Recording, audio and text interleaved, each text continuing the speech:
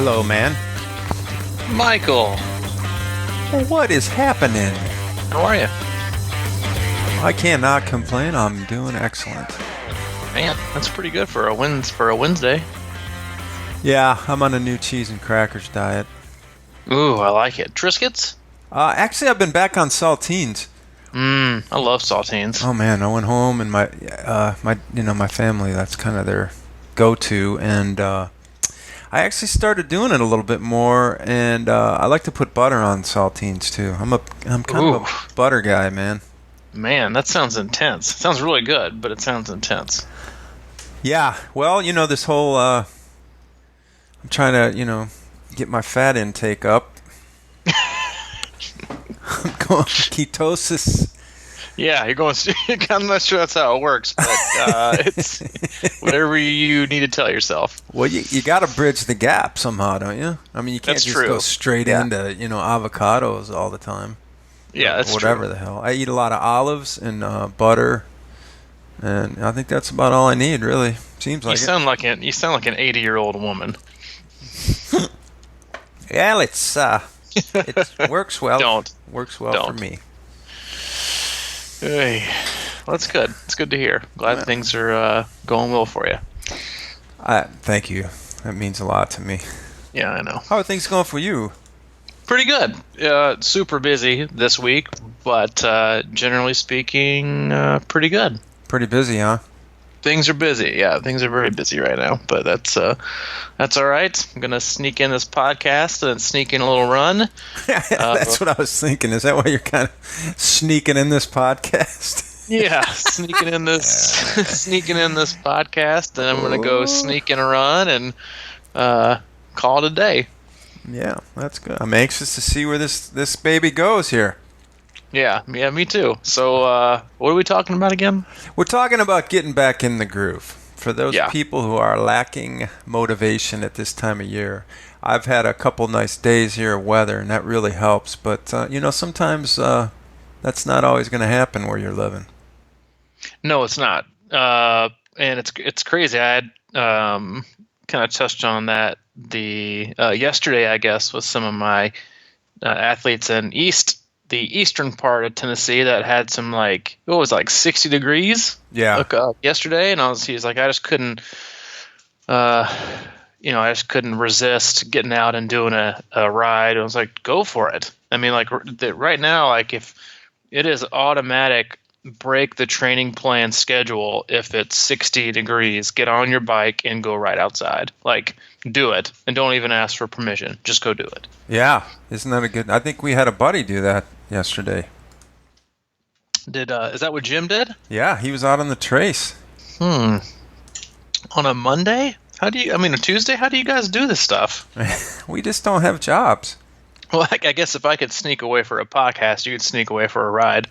Yeah, although I did not follow suit. It was nice to go to the pool yesterday, even though it was nice out, kind of.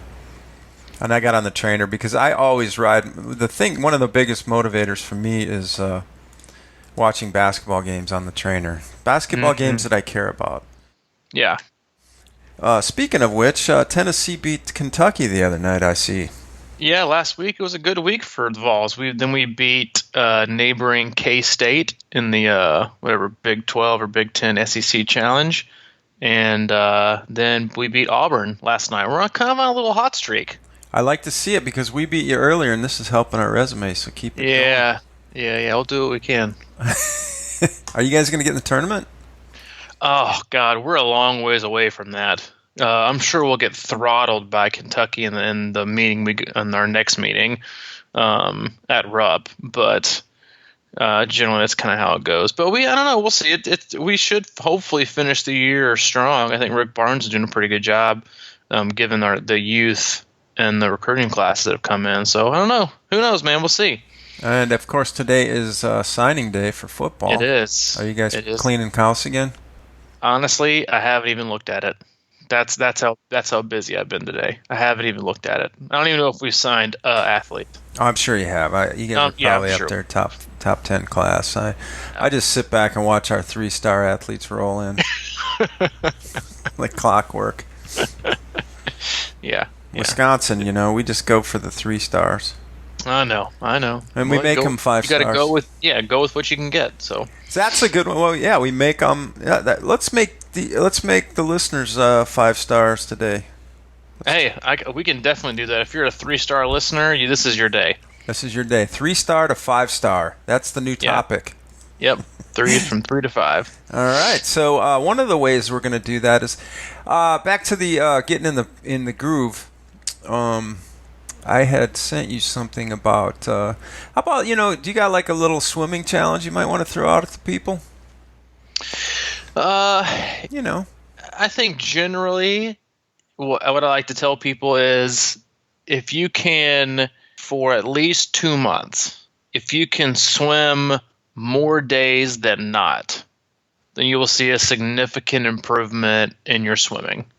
I don't tell people to go every day. I think that challenge is it's a little much, especially this time of year, especially with swimming, because it is so difficult to get to the pool for some people and make it a good return on investment from a time standpoint. Mm-hmm. But if you can commit to swimming at least 4 days a week, so that would mean the other 3 days you're not swimming, and so you're swimming more than you're not, then you will see a significant difference in your swim going forward, and that's something that you can hold on to as the season progresses, where you don't have to always swim 4 or 5 times a week. You could go a month after that and probably sneak in like 2 to maybe 3 swims a week, and as long as they're formatted and placed correctly in the cycle as far as how the purpose of those swims, you can hold on to that fitness, and if not increase it a little bit without having to continue to go 4 or 5 times. And this is a good time of year to bank that in. Like,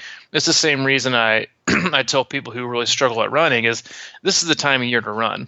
It's by far the most time efficient of the sports. You don't have to go anywhere. You just literally walk outside and go. And this time of year, if you could sneak in 5 or 6 days a week running, not a ton of intensity, but some, as you move more into the year, I back those down and just increase more cycling. I think that's something that people forget is that when it comes to motivation is fit what works within, not just your life, but within the seasons. Like, is it beneficial to cram 5 indoor trainer sessions this time of year? Sure, you'll get some good fitness out of it, but from a mental standpoint, let's just rock out the stuff that's easiest to do, which is right now, and it fits well into your annual training plan, is to get a lot of run volume now because it's the easiest. It feels good outside. It's not 100 degrees. Then once the weather turns nice, you're going to want to ride your bike anyway, and that's the great time of year to ramp up your bike mileage and your bike volume.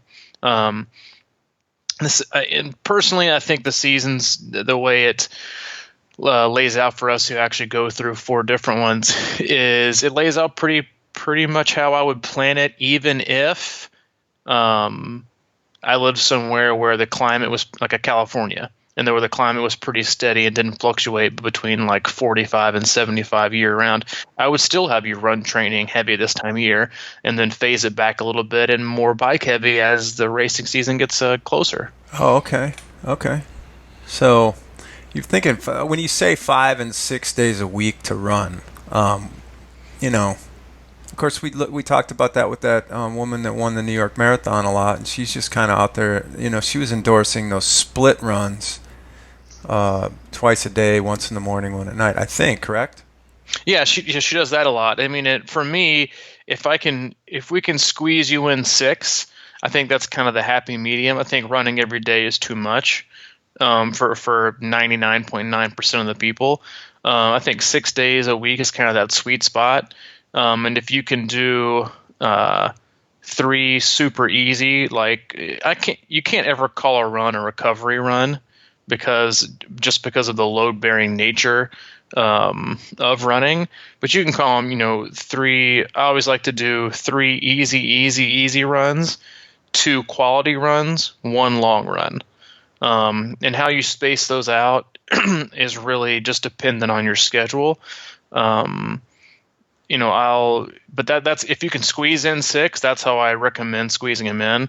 If you can only squeeze in 5, then the obvious one is to drop one of the easy runs that are shorter and do 2 super easy ones, 2 quality ones, 1 long one, and that'll be plenty. And for a middle of the road kind of aging man like myself, do you like to go by time when you say easy runs? I mean, obviously not. You go by pace too, but like, do you go by times or miles? And like, maybe what does that look like?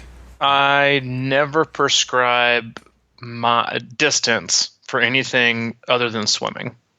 Everything I prescribe is for time, and the only reason I do that is because you can't cheat time. You can't rush time. You just have to do it. You have to do the time. So if I said go out and run a easy pace of a 9-minute mile, and I want you to do 4 miles, Mike. Well, more triathletes than not are going to push that down to like an 8:30, and just to finish their 4 miles and be done. Yeah. And to get it done quicker. Yep. You're looking at them. Yeah, I'm talking to one. But if I say go run for an hour, well, you can't cheat. You can't cheat that. You've got to run for an hour. And so what I usually do is I prescribe a time that I want you to run a specific range. So what I usually do is I'll take somebody's most recent run result, whether it be a well-performed half marathon, a 10K, or a 5K, and then I will use a calculator that I use, and it'll spit out a bunch of training paces, and I'll use that based. I'll use your easy kind of recovery, your steady runs, and your long runs based on that. And then the volume I give you is really just based on your personal goals, where you currently are in your training cycle, not just for the year, but in your athlete life cycle. If you're going to go long, or you're going to go short this year, do you have a half marathon coming up or not? So it all varies, but I generally will always give you I'll always give you a time goal on the bike and the run. Yeah, you're pretty good at that. Yeah, that's easy. That's easy to do. Yeah. So I mean, like, what is an easy run? I mean, if you're running 6 days a week, and your long run is hour and a half? Okay, well, it's if your long run is an hour and a half, then I would. So basically, I'd want so if I gave you 5 hours you were up to where you could sneak in 5 hours of running a week. Okay. I would want your long run to be 30% of that volume. So which would be, let's see, if you're going to 5 hours, that's 300 minutes. You're looking at about 140 minutes, or an hour and 40 minutes, something like that. So I'd take your total minutes for that week, which would be 500, and then I would take 30% of that, and that would be your long run. Okay. Your 2 quality runs would accumulate. Each of those would accumulate 20% of that, so they would be around 50 minutes, or excuse me, they'd be around 140 minutes, I guess, for if you're doing a 5-hour week. And then for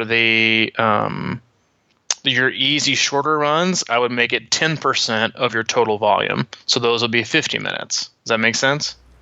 Yes, I think so. I mean, it makes sense. I don't know. I'm not sure the numbers are all accurate. My math was probably probably off. Yeah, it's been one of those days, but you get the gist. You kind of get the idea. Your long there. run. Let me break it down for you, so you can put away your Texas Instrument calculator out there and quit double checking my quick math.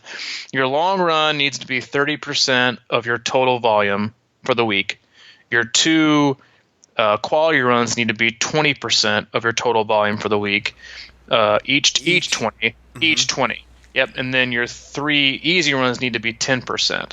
Okay. Each. And so you combine those together, and that equals 100%. But that's how it should be broken up across the week. All right. That sounds good to me. All right. What else you got? Well, actually, are you? Speaking of which, are you looking for athletes at the moment? I know that we had talked about that before. Yes, I have I've reopened the athlete roster currently. Okay. For new athletes, probably just one or two more one-on-one training for the year, but I am open for doing like 12, 16, or 20 week training plans for anything from Olympic up to full distance Ironman. So that is open. So if you're out there, the season is ripe and ready to get a good plan going, and I'd be happy to talk to anybody if they're interested. But and this is, I think, that time of year, as we were kind of discussing earlier, where people kind of find we're getting very, very close to the beginning of the actual season. Right. I mean, a lot of people say that it launches in kind of in April, which when they have Oceanside, or at least for North America, when they have Oceanside 70.3 in California, which is a huge race for the pros, April's not that far away. I mean, we're talking 60 days. Yeah. Next thing you know it's May, and we're in full swing.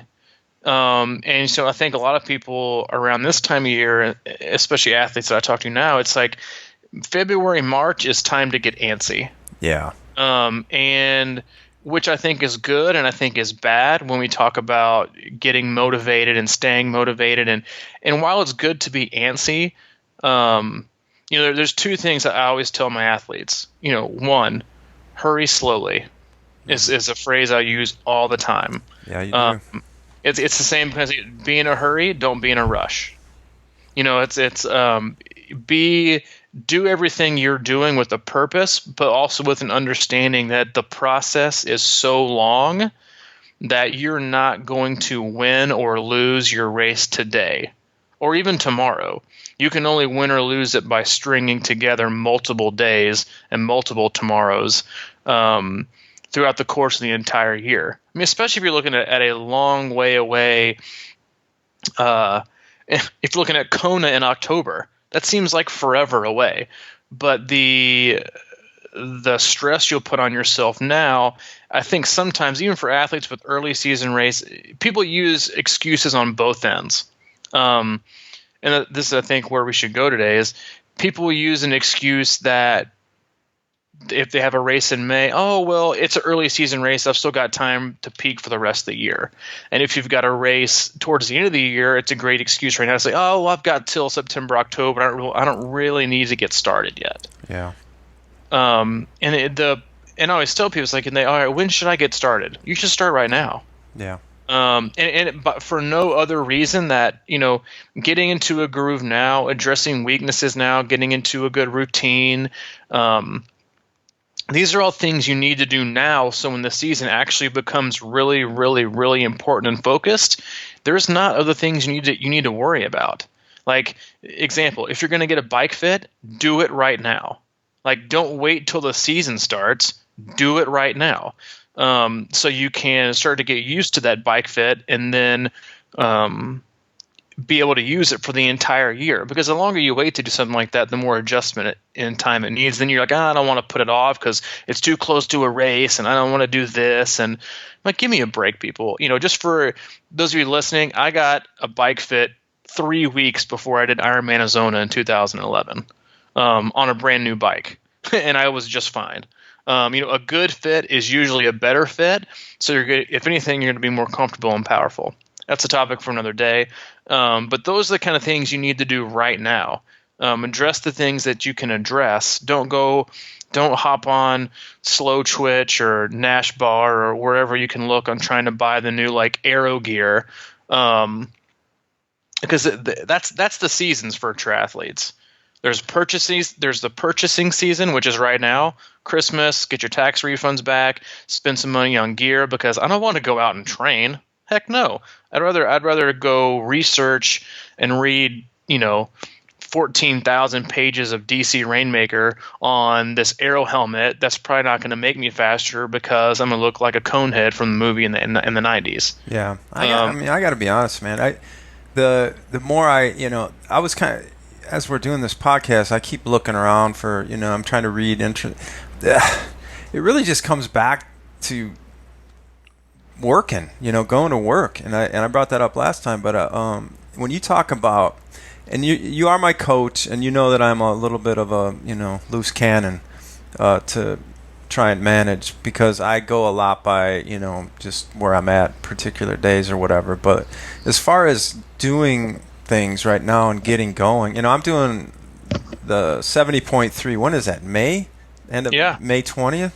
So it's not that far away, but 90 days. I'm still in I'm trying to get my body right, like I've been going to the pool a lot, and I haven't been, following. I've been trying to be consistent and get and have good workouts, meaning that I feel good about them and feel solid about them, because for me, this is just how I work it. I like to sprinkle in the intensity and the more structured stuff as my body starts coming together in the beginning of the year. And I've been obviously working on that on and off. I haven't been consistent, but when I go to the pool, like yesterday, again, I'm just trying to swim like 1,500, 2,000, whatever it may be, but really concentrating on my form and pulling, doing little, I guess, bursts when I feel it, but not overdoing it, because I do not want to get out of there just wiped out. And there's 2 high school kids swimming in the lane next to me just blowing my doors off, and I was kind of loving it because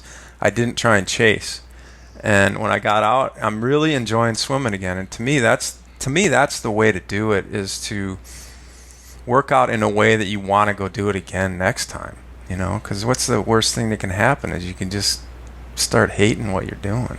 Yeah, and that's if you read, most coaches will tell you that the majority of success happens strictly because of consistency, not because of one singular epic, ball-busting workout that you hear people do or post about, or say that, I'm prepping for Ironman, I'm going to do this huge long weekend, I'm going to do this, double this. And I'm like, how about you just start in January or February, you be consistent, and you do things with frequency and purpose, and I guarantee you those are going to add up to do more good for you on race day than some singular workout. Oh man, I'm glad you brought that. You remind me, because you say that all the time, and we talk about that all the time, that consistency. And sometimes I feel guilty going to the pool thinking that I don't have like a prescribed workout session, but you just reminded me that even though that I don't have 40-50s or 40-25s or whatever built into that day's, I'm still going there with a purpose, and it's exciting to me to just stay, like, almost to try to toy around with occasionally I'll just try to go a little bit faster on a 100, or maintain for like 3 or 4 in a row and just be right on the number. Those kind of things are really enjoyable to me, and I feel like that does add a lot of purpose. And I know I'm not in great swim shape yet, but I'm but you're going to get there. But I'm pretty solid on the on a what I would consider pretty decent time, and I'm not overdoing it, because we talked about that last time too. But I'm staying relaxed, and that's like every stroke I'm just reminding myself to stay relaxed, and it makes you faster. It makes you infinitely faster, and that's such a, if you ask any good, credible running coach, or any coach in general, if you're going to run 30 miles a week, would they rather you run 3 10-milers or 5 6-milers? Every single one of them, or 6 5-milers, every one of them would say either run 5 6-milers or 6 5-milers. Do it more frequent than doing it, cutting it in thirds. And that's usually the epic pitfall of these, like I call these week triathlon weekend warriors that try to do nothing during the week, wreck themselves on the weekends, and then they can't do anything Monday through Thursday. And while that may be a badge of honor for some people, how many times do you follow, or if you follow any kind of professional triathletes, I follow a lot of them, do you hear them say that they're just wrecked after a workout? They don't. Hardly ever. Yeah. Rarely ever. It's going out for a ride, going out for a run. Beautiful ride today, beautiful run today. Look at this sunset. Oh, this was a great swim. It's just consistency. And the mentality that these epic workouters have just breeds doing it again. Because what happens is you wreck your body on a Saturday and Sunday, and you're proud of it. So you give yourself an excuse to not do jack Monday, Tuesday, Wednesday because you're recovering. And then Thursday you're like, I can't do anything today because gotta get ready for another epic weekend. And you do it all over again. Whereas you gave a great example of consistency with your swimming. There is a lot to be said for leaving something on the table, knowing and wanting to be able to do it again tomorrow. There really is. And people do it all the time. And I tell I tell these to my athletes all the time. Not every workout has to be fancy. Take my John Miles quote.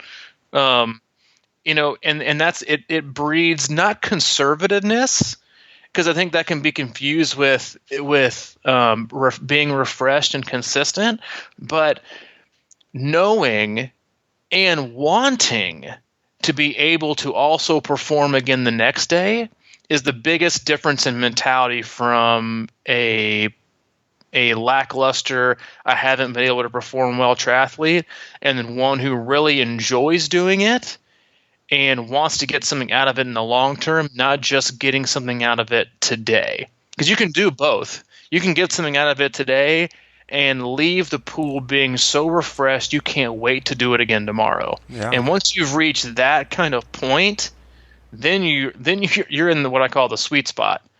You're loving today, looking forward to tomorrow, and if that's where you're at, then keep doing what you're doing and don't change it until something else comes up. Yeah, what a great point. That cannot be underestimated. The other night, I haven't been running a lot, as contrary to what you were talking about earlier, but I go in streaks. But the other night, I was like, all right, it's a nice day. I'm going to go out and run. And I pushed it just a little bit too hard, maybe. Like, I don't know. It was only a 7-mile run, but I felt like I wanted to go show myself that I was still okay to, you know what I mean? That feeling, you know what I mean? Everybody gets it. That's exactly what you were just talking about, I think, is that it's like, oh, well, I got to prove to myself that I'm still on pace. So I went out there and I went too hard. And that night I was hobbling around going, Jesus, man, because I've been kind of going the little bit slower, longer, and really enjoying it. But I just had to do it, I had to push it. And a hilly 7-miler and, just whatever. Anyway, the point being, I was sore that night, and I woke up the next morning going, Jesus, man, I'm not I'm not really in good run shape, but I was still excited to go to the pool that morning. And I went to the pool and did what I was talking about with this idea of recovery in mind. And it worked hand in fist with exactly that. It just helped me recover. And then later that night, I got on the bike and did sort of a quasi recovery spin. So, but I almost threw it out of whack with that run, but not quite. Listen. If you're out there and you're listening, and you're taking this seriously, don't even think about burning a match in January, February, March, or April. Because, to be honest with you, your match and your flame is so small right now anyway, you're just going to be wasting your time. And you're going to burn something you really don't even have. And I do this a lot with athletes this time of year, because the winter usually is the hardest time to maintain and keep motivation. Is if I only do my plans week to week. I like real time training, real time planning, not like huge blocks. That's what I prefer. But I'll usually map out like a 3 to 4 week block, and then I'll hide weeks 2, 3, and 4 of that block, so the athlete can't see them. And I'll have athletes all the time say, "Man, I'm just really loving swimming right now." And I'm like, "Oh, that's awesome! I'm really glad you're enjoying it." Edit. And then I'll go into week 2 and I'll add like 2 more swims, because if you're telling me you're loving one thing, even so, like let's say that cycle they had 4 swims that week, and they're like, "Oh, I'm loving swimming," and then next week I had them back down to 2 because we wanted to focus a little more on some other areas, and the time management wasn't going to allow for more swims. I will immediately adjust that plan and that cycle towards that athlete's current mentality. So instead of 2 swims, I might bump it up to 5. Like a great example. Blake Ogle, who we had on our podcast earlier, a really popular podcast we had previously about tackling your bike to save your run, is he was kind of toying with this idea of he was just really loving swimming. And he started not as a great swimmer like a lot of people. He's like, I'm thinking about doing the 10-mile swim the suck race next year.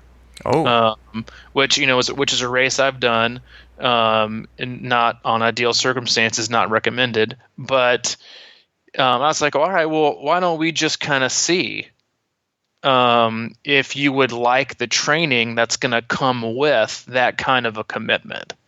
And this is what I always tell people, like, look into what training for an Ironman and doing it is going to look like before you commit, because it's kind of a reality check. And so I mapped out his training for those 2 or 3 weeks to mimic what it would very much look like if he was going to do Swim the Suck. And he nailed it, and he loved it. And it was a good 3 weeks. So it wasn't just like, give me 2 days of this. It was show me a good training block of success and time management, and not just the physical adaptation, but so much of it is the mental side of it and the emotional side of it. What is your connection to either the discipline or the singular sport? And let's attach to that.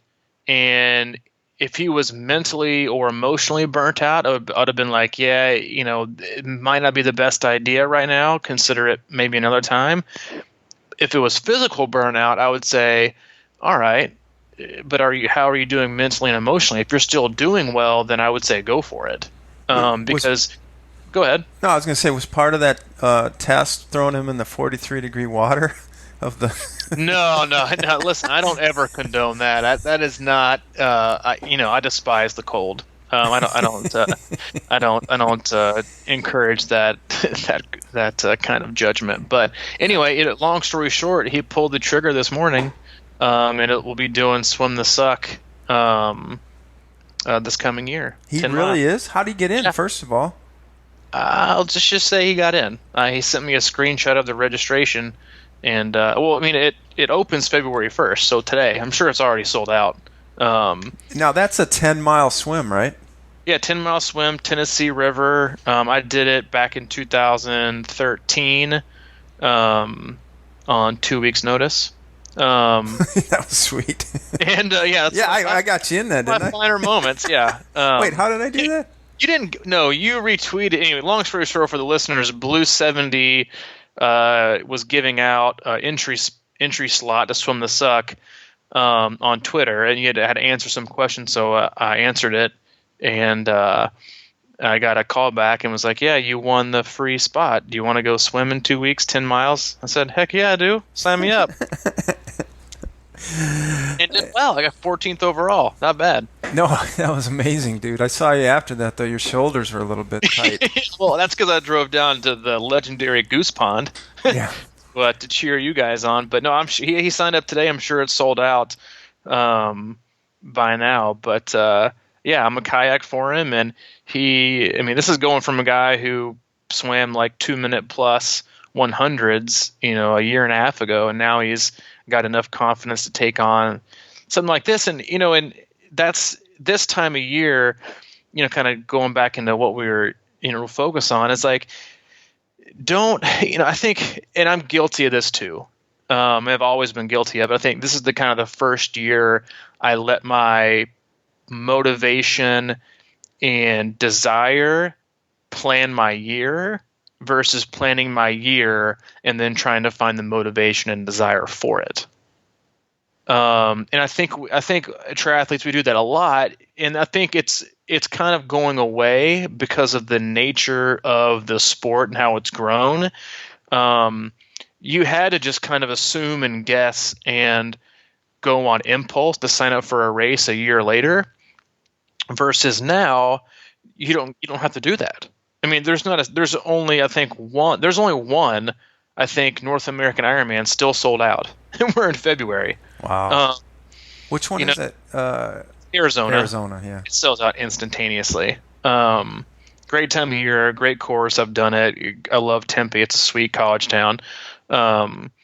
But this year was like, man, like, I kind of led my motivation and desire guide what I wanted to do for this year. And I think that's why I've kind of been so content, and happy with the choices I made. But I think that kind of goes hand in hand with keeping your motivation this time of year. Is it's so, the ebb and flow of your motivation throughout the years just changes dramatically.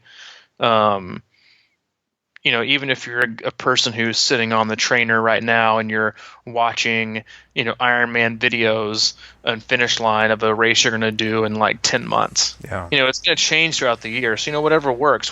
But I think just really questioning, get out a sheet of paper, what do I really want to accomplish this year?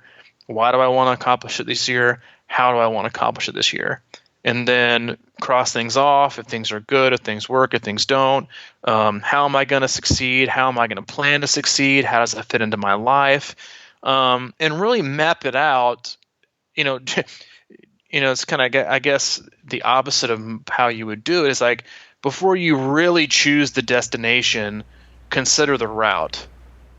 Okay, yeah. Instead of choosing the destination and then just kind of like, okay, I'm guessing I'm going to have to like this route or get motivated by this route, and kind of do it the opposite way if you can. And I think that really helps with motivation because I think you're just more engaged, and I think you're more emotionally involved with it and not just mentally attracted to it. Yeah.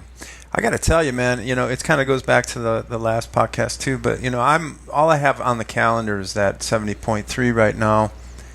And it is a tremendous feeling actually to not be thinking about a full Ironman right now, even though I may try to do it. But in the meantime, like you said, with the Ironman not selling out, there's 2 or 3 out there that I'm kind of looking at potentially if I decide I want to do one. There's always Louisville and maybe Chattanooga, and then Mont Tremblant is out there, and I don't necessarily think any of those will sell out, right? I mean, you just to do a little quick one for you can't do Mont Tremblant. What do you mean I can't? Thank you. You got it, man. It's August 20th. Unless Sorry, I doubt Jim. Sorry, Jim. We'll be finishing up on the Leadville finish line just enough time to run to the coffee shop and watch he and Rebecca start their swim. Oh man. All right, well, good luck up there, buddy. And but all right, so maybe I won't do any. But I mean, especially after that, but anyway, it's just it's really kind of cool. Even though I'm planning on going for it and my going for it means to hopefully be in peak or pretty good, close to peak condition by May 20th or whenever that race is, and hopefully Pierre Le Mans doesn't show up. Yeah, my seriously. age group. Yes, seriously. Just like, totally demoralizing every bit of the competition. Yeah, I mean that dude would like lay down a sub 4 hour. Yeah, he might. I mean, he won the Ironman Wisconsin age group by over an hour. I think it was like what? Maybe I'll link his because he has his own website. I might link him in the show notes if you guys want to look in. Oh yeah. He's done he did like 3 Ironman last year, and he. Oh, that's right. He's just ridiculous. Oh, breaking news! Swim the Suck is still open. It is. Yeah, I just clicked on the register link just to see if it let me, and it let me. So maybe if you're out there listening, hope it's open tomorrow because this isn't going to air till Thursday. But well, I've been trying to get these on around 12:01 a.m. There you go. If you're up around then, which Mike usually is, go for it. I'm almost awake for the morning. 10-mile swim, just waiting for you. Who wants to do it? When is it again? It's a beautiful race. It's in September? October. Yeah, it's October. October, I want to say 13th, or it's 13th and 14th. There's like a 1 mile swim the day before, and then I think the Swim the Suck actual race is Saturday, October 14th. Oh man, dude, that'd be a great backup to Leadville. Nope. Nope, not doing it, man. What about Goose Pond? We'll do that. Not doing Hey, it, I want to man. go on record though. I know that we kind of kid around. That's a nice little race, Goose Pond. I just want to go on record and say it was just a tough one because it was right after we did Ironman and we went down there and did a half, and the course turned out to be a little harder than we thought because we thought the run course was flat as a pancake and it really wasn't. So is that? I'm not even sure that. I think they changed the name of it or something. I don't know. They probably did. Yeah, I just came down there to watch, and I'm glad I did. Well, that's it. I mean, I thought it was a nice little course. Yeah, It's in Alabama. If you guys want to do. Yeah, Hey, it was a nice little lake venue, so not bad. hey, speaking of, if anybody knows any races that want a little publicity that might be like a tourist destination, we'll plug them for you.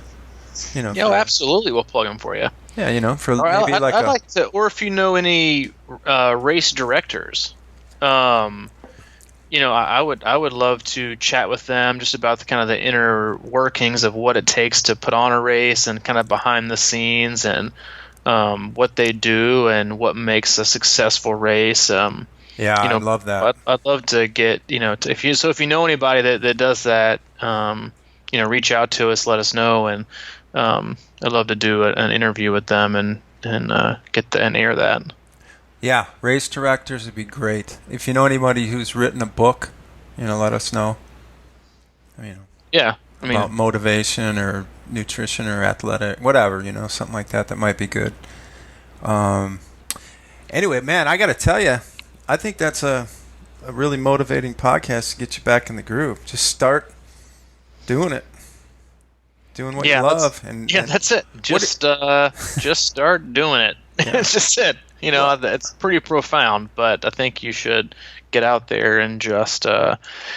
But in all seriousness, if you're, for those of you that are listening, I think you're listening, for a reason because you like the way that our podcast goes, you like what we talk about. So I don't think we need to kind of go into great detail unless you're kind of a new listener on why our kind of philosophy on training and life and triathlon and where it should fit. But I really do encourage our listeners to, if you haven't, and most people haven't, now is if you haven't, even if you haven't finished planning out your race schedule, is really take the time to sit down and say, what do I want to accomplish this year?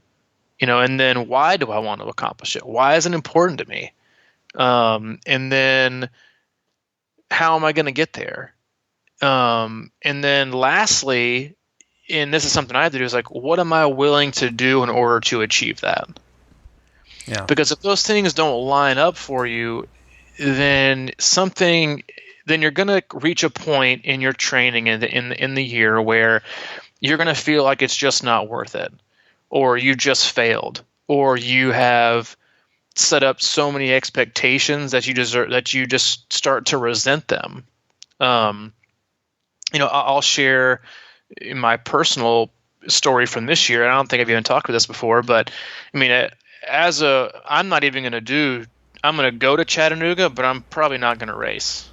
Because I'm going to be doing so much running. I don't even think I can swing in a bike ride here and there.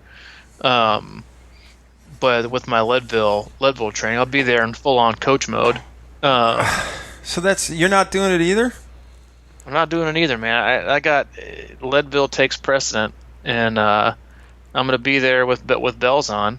Probably sit on the floor. That doesn't do much for me, dude. Sure it does. You're going to be my domestique, first of all. Can you swim at least? Yeah. All right. I'll go in the water.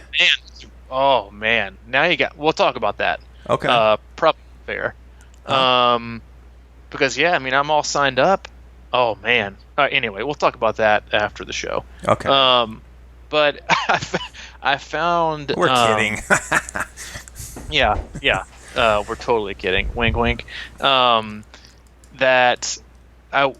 like 2:00 in the morning one morning, and Hayden was awake, and he was having a rough night, and I was with him on the couch, and I remember I got really, really frustrated because I was like, gosh, I wish he would just go to sleep. I was like, I've got to get this bike ride in the morning. Because cycling and then swimming, cycling is the most difficult time for me to find time to do, because I have to do it at home on the trainer. I can't do it while, during work hours. And then so either have to, and I can't do it in the morning because I've got Hayden in the morning. So Allie goes to work early. And then after work, I usually pick Hayden up from daycare. And so I have to like sit on the trainer and, and Hayden and Allie be in the house, which makes me feel terrible.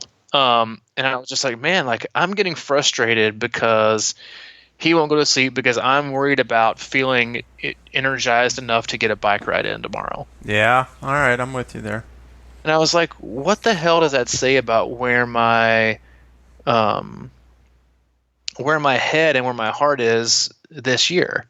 And ever since I've let go of that expectation of having to do this and this and this, I know Leadville doing the 100 mile or whatever, probably it sounds like a more intensive feat, but for how it fits in my life right now, it's made it infinitely better. And like because I can do a lot of my running with Allie and with Hayden with the stroller, and I can run, like grab a quick run at lunch at work, or I can do a weightlifting workout at work because it's part of my job. Instead of having to steal time away, I don't have to do 3-hour bike rides on Saturday morning. I can sleep in and have fun. And like this morning, perfect example. Hayden crawled for the first time. And after he did it, I was like, you know what? I was like, there would have been like a really good chance that I would have totally missed that because I would have been away like doing some stupid swim session or some trainer workout, and I would have felt like crap if I had missed that. But anyway, that's kind of what got me to what and why I want to do what I want to do this year, and I'll definitely do more triathlons, and it's definitely not something that I'm giving up on by any means. But for where I am currently, doing what I'm doing now makes the most sense, and I feel like so much more motivated and free to do it without it kind of hanging over my head as something like that I just have to do. Yeah. Besides, being your domestic. Yeah. Well, when you say that too, I mean, I think there's something about because I have obviously different motivations than you. With you have a new baby and you're thinking about stuff like that. But I think really when I think about my why, it's really when I started the triathlon stuff, I was like, I want to get in shape and get my life back and really feel good and whatever. But I got in shape and I lost a lot of weight and I looked a lot better and definitely felt better, but I still didn't. I don't necessarily know if I can say that I felt awesome, because a lot of the training, for long distance is kind of counterintuitive to that, especially if you don't watch it like we were talking about earlier today. And I'm sort of approaching this thing like I really just want to get in shape and get in good shape where I feel really strong all the time. And I don't necessarily know if that means, cycling for 4 hours and, swimming for an hour and a half and running for whatever. You know what I mean? Like that real long I stuff. totally get it. I mean, and that's why 70.3 is my favorite distance. Mm-hmm. Because you get to a point in Ironman training where you feel like you're doing more tearing down. And you're not diminishing your fitness, but it's so hard on you mentally and physically that you're more breaking down and kind of tearing down your body to an extent and just learning how to be able to do that faster versus 70.3 training, which you can feel super strong, super fast, and in super peak shape. And you just feel overall more refreshed. I mean, just in your training. And I think that's what kind of breeds kind of what you're feeling right now, which is just more excitement about it because you're like, man, like this is it. Like I don't have to just like that mental wear and tear on top of the physical wear and tear. It's like I can be strong and fast and fresh versus slower and sometimes like dreading a 4-hour ride. And like, man, wouldn't it nice to just see how fast I can go for once instead of just how minimal amount of time I can be out there. Yeah, and I think we talked about this, and because I was talking to you about last year what I was doing going into the full even, and it wasn't a lot of long stuff. And I remember telling you that I felt really good about what I was doing training wise, and it was sort of on that frequency pattern, where I was riding maybe 5 times a week for an hour and a half to 2 hours, and I was putting the efforts in and riding a lot of hills, and it's having my easier days, recovery type days. I was mixing it all in, but I wasn't going super long, and I felt like it was the right path, but I just started it too late. Remember you were saying that because I kind of turned it on in July maybe for that September Ironman. I had been training a little bit, but I started really getting focused. Well, it was kind of almost right after Lake Logan. Well, it was a little before Lake Logan. Yeah, and then I really cranked it up after Lake Logan, which was in August. So I basically only had 3 weeks of that, and maybe 3 weeks before that where I was kind of on that same pattern. But if I kind of get into that groove, which I really enjoyed, it was, I'd have to go out and ride an hour and a half, that's no big deal. And then, a lot of runs were kind of those Moneghettis or, nothing too long. And I felt really good going in it, but I just don't think I did it long enough. Yeah. And my point being is that I think if I could keep doing what I'm doing and just build the frequency and keep doing it for most of the year and be in really, really good shape by the time something like Louisville hits, maybe I will do it. Hey, maybe you will. You'll be fresh, which is much more important than being burnt out after a long year. Yeah. All right, man. Well, I think we're going to wrap it up here. If you've got any questions about any of this, you can email us at crushingiron@gmail.com, and please leave comments. Yeah. This is super enthused, man. Just do what you want to do. Go to iTunes, leave us a comment, and we appreciate it. Yeah, exactly. And have a good weekend. Yeah, and have a great weekend, and send us emails, and spread the word around about this nonsense, and we'll love you for it. Yeah, all love. All right, man. Thanks a lot for this podcast. No, thank you for this podcast. All right, we will. I guess we'll talk soon. Yeah, we will. See you guys. All right, take care.